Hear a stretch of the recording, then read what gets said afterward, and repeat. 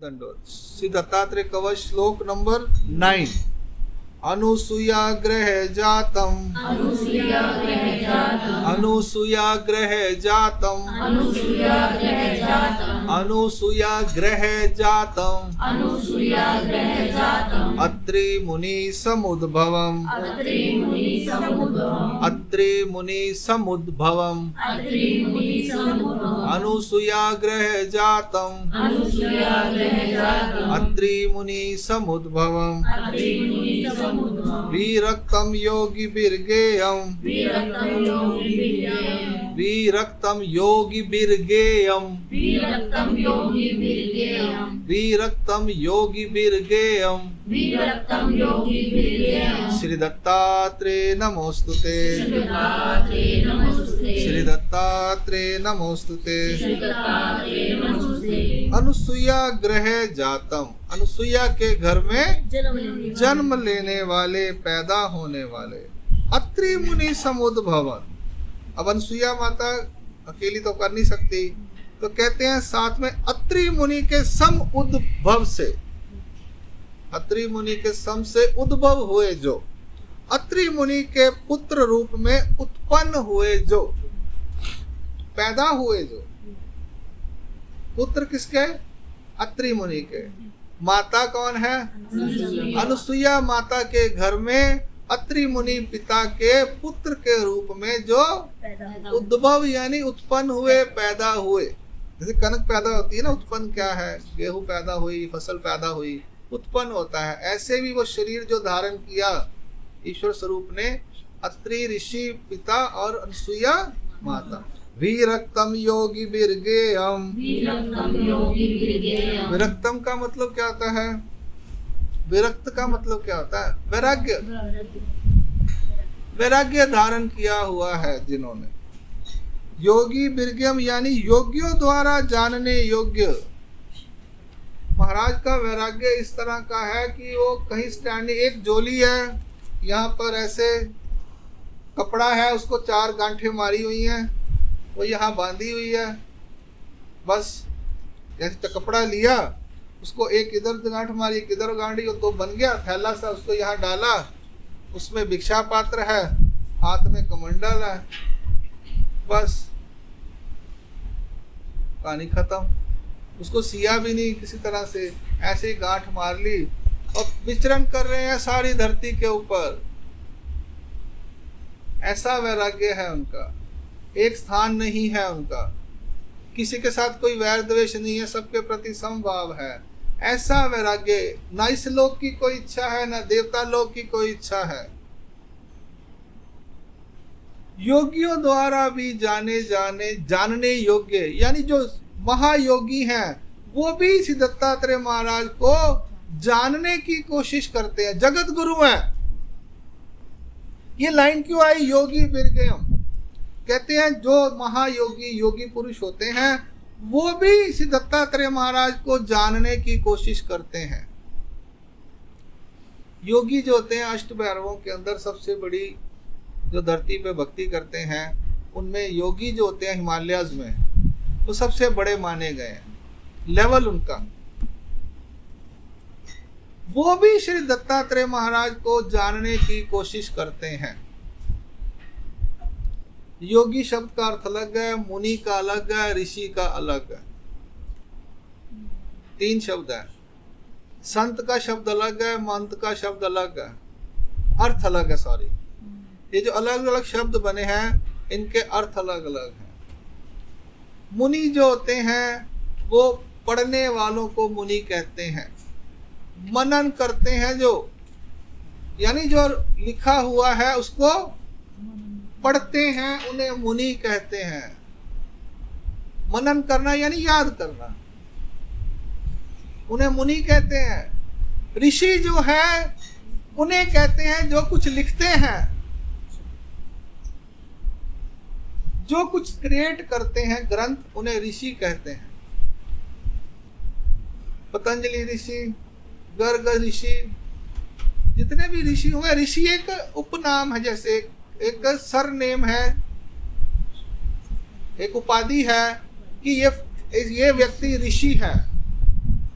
यानी ये रचना करने वाला है व्यक्ति, कुछ ग्रंथ रचना करने वाला, उसे ऋषि कहेंगे। जो पढ़ते हैं उन ग्रंथों को, मनन करते हैं, याद करते हैं, उन्हें क्या कहते हैं? मुनि। ये सन्यासियों के अंदर आता है। योगी वो है जो उनको तपस्या करता है, प्रैक्टिकल करता है।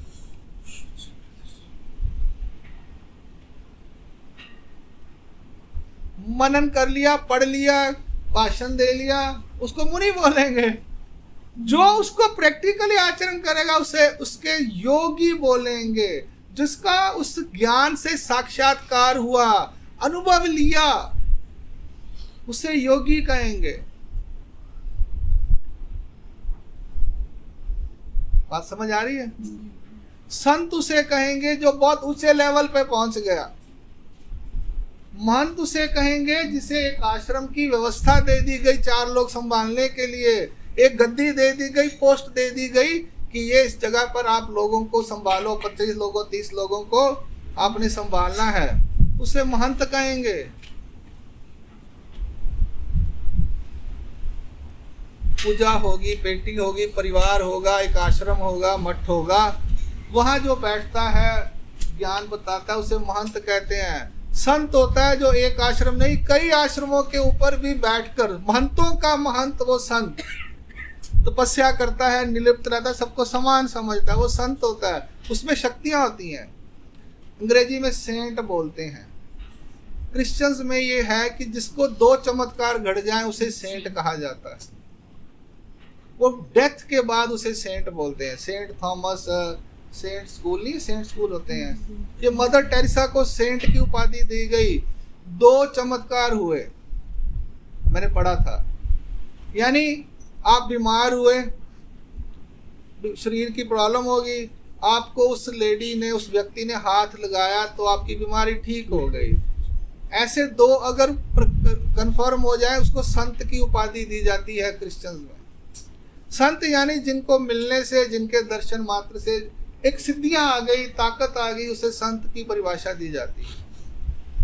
संत, महंत, योगी, मुनि, ऋषि। ठीक है, हमारे यहाँ सब मुनि हैं। सब जो चक्रधर स्वामी महाराज ने ज्ञान बताया, आचार्य लिखा, हम सब पढ़ते हैं। जो उसका आचरण करेगा वो योगी बन जाएगा। यानी उस ज्ञान के साथ उसका योग आ गया, उसने धारण कर लिया। कहते हैं योगियों द्वारा भी जानने योग्य। हिमालय में जो तपस्या करते हैं ये पहले पढ़ाइयाँ करते हैं, बाद में उसको प्रैक्टिकल करने के बाद योग आता है, साधना, योग साधना बोलते हैं ना, तो साधना करनी पड़ती है। वो भी लोग श्री दत्तात्रेय महाराज को जानने की कोशिश करते हैं, पर जान, इसलिए उनको जगत गुरु कहा गया है।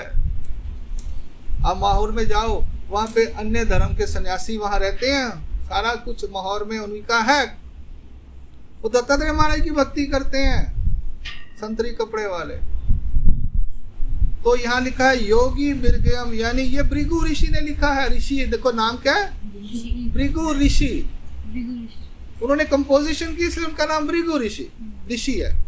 उन्होंने भी दत्तात्रेय महाराज के बारे में कहा है कि हम ऋषि लोग, योगी लोग, हम ऋषि नहीं योगी लोग भी श्री दत्तात्रेय महाराज को जानने की कोशिश करते हैं, पर जान नहीं पाते। श्री दत्तात्रेय नमोस्तुते। इन श्री दत्तात्रेय महाराज को मैं नमस्कार करता हूं। कहते हैं महर्षि, एक ऋषि होता है, एक महर्षि होता है।